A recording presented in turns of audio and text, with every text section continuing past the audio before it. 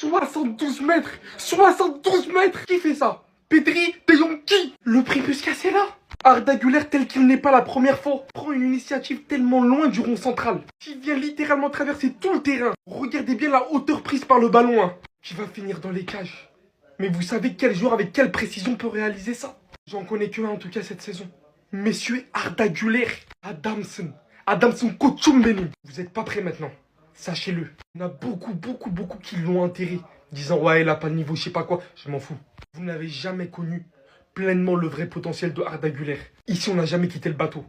Et non pas parce que je suis nationaliste. À partir de maintenant, vous allez respecter, comme vous allez tout court respecter le Real Madrid dans cette fin de saison. On vient tout arracher, si vous n'êtes pas content c'est pareil. Il fallait que 2-3 victoires pour que je retrouve mon côté qui n'est pas humble. Et avec de tels joueurs, croyez-moi que je vais me permettre. Parce que s'ils se réveillent enfin, c'est la fin pour vous tous. Je m'en fous. Je mélange tout, je t'ai dit. Merci de remettre les pendules à l'heure. Les points sur les i et les barres sur les t. Salam. Est-ce que vous vous rendez compte?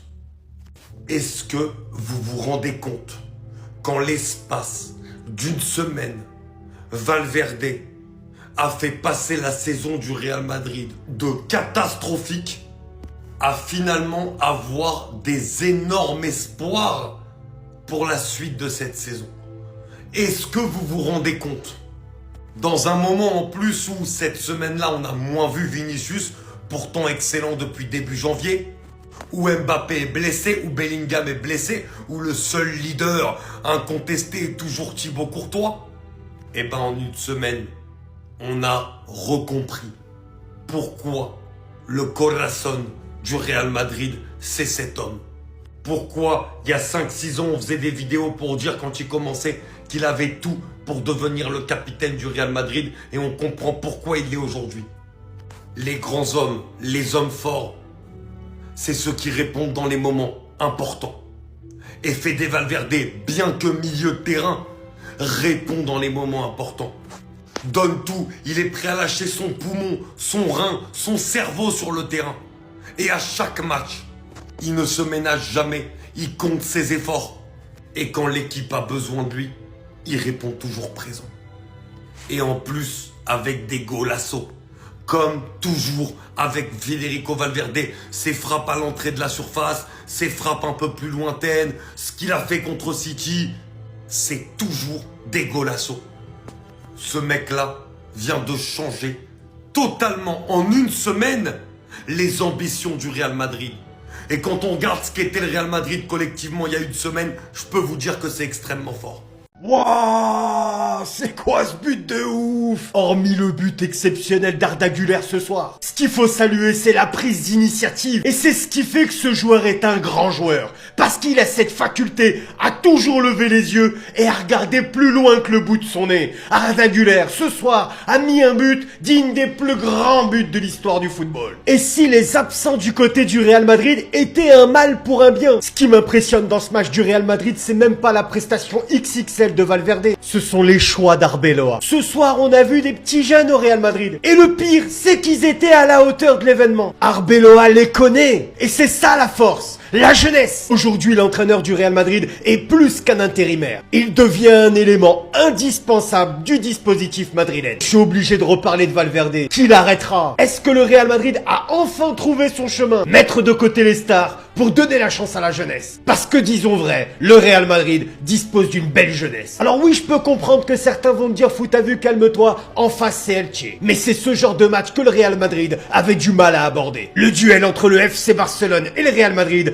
est plus que jamais le suspense de cette Liga. Le Barça affronte Séville demain et les Blaugrana n'auront pas le droit à l'erreur. Vos avis en commentaire. Non mais là arrêtez tout. C'est qui ce mec? On avait complètement perdu espoir envers cette équipe du Real Madrid. Face à Manchester City, personne n'y croyait. Le gars il est venu la claquer en triplé. Et aujourd'hui face à Elche 17ème du championnat, il y en a qui diront oh c'est facile de gagner face à eux. Et bah non les amis, au match aller on avait fait 2-2, on n'avait pas gagné. Et même aujourd'hui on a vu à quel point c'était compliqué de se créer des occasions de part et d'autre. Pendant les 20-25 premières minutes, Elche essayait de garder le ballon dans les pieds. Ils étaient pas du tout en panique pendant le pressing. Tout ça sans être forcément en danger. À la 39e minute, on obtient un coup franc devant la surface. Vinicius fait la passe à Valverde, qui enchaîne ensuite avec une frappe comme on le connaît. La frappe est repoussée par le gardien et ça revient sur notre tir Rudiger. Il enchaîne avec un tir. Magnifique but. Et encore une fois, Valverde est à l'origine. Sauf qu'à la 44e minute, les amis, il a encore voulu nous choquer. Il récupère le ballon dans le camp du Real Madrid, part jusqu'à devant la surface d'Elche, passe en profondeur pour Fran Garcia. Ce dernier lui redonne la balle et Valverde se retrouve devant la surface, les amis. Et là, comme vous pouvez le voir, il dégaine un tir avec son pied gauche. C'était une feinte. Et c'est là qu'il enroule du pied droit. Je savais qu'il était fort, mais là, il est en train de nous montrer autre chose. Je sais pas si on se rend compte, mais il est désormais à 19 GA. Et dans ce rôle d'électron libre, il est juste parfait. Maintenant, la crainte de tout le monde, c'est au retour de Jude Bellingham et Kylian Mbappé. Comment on va faire? Est-ce que Valverde aura toujours cette liberté qu'il a? Moi, je pense pas. Avec un Jude Bellingham dans les pattes, ça va être très compliqué. Et cette liberté qu'il a aussi, il le doit à Thiago Pitach d'une part, parce que grâce à lui, il est un peu soulagé du travail défensif, étant donné que le petit du début jusqu'à la fin, il ne cesse de cavaler. Et juste derrière là, on a Tchouaméni qui a sorti un match de patron encore une fois. Très gros match de la part de Fran Garcia aujourd'hui, qui est auteur d'une passe D. On a Dean Hussein qui marque à la 66e minute sur une magnifique passe de Yanez. Et d'ailleurs, en deuxième mi-temps, ce que j'ai aimé, c'est que Arbeloa a énormément fait tourner à presque tous les gamins de la Castilla qui sont rentrés.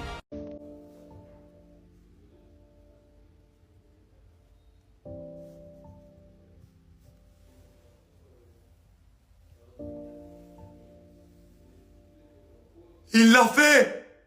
Arda Güler vient de marquer un but hors du temps, hors du commun, hors des limites del football. 72 mètres. Il était à 72 mètres. Dans sa propre moitié de terrain. Il est parti marquer d'ici. Je crois, vous me dites dans les commentaires si je me trompe, mais je crois de mon vivant ne jamais avoir vu un but marqué d'aussi loin. C'est tout simplement stratosphérique. Pour moi, on est peut-être sur le but de Puskás. On est en fin de match, le Real mène 3-1, oui, mais on n'est pas dans un match où le gardien monte, etc. C'est-à-dire qu'il l'attente, le gardien il est aux abords de son but. Et il va marquer ce but phénoménal. C'est tout simplement extraordinaire. Et assez bizarrement, tout va bien au Real en ce moment. Donc on a ça dans l'équipe secondaire. Le Castilla a terminé le match du Real Madrid. L'équipe secondaire a terminé. Alors que le Real Madrid menait 2-0 d'office. Et c'est du jamais vu. À 30 minutes avant la fin du match, regardez tous les entrants. Que des joueurs de l'équipe secondaire. Vous rappelant qu'on n'est pas premier du classement. Hein.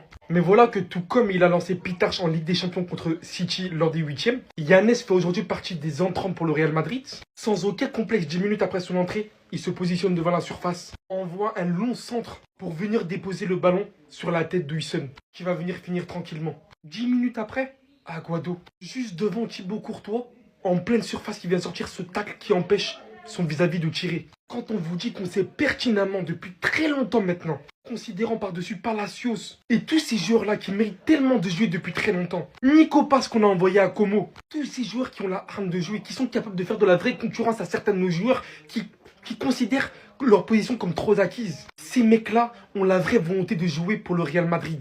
Ils ont tellement du talent.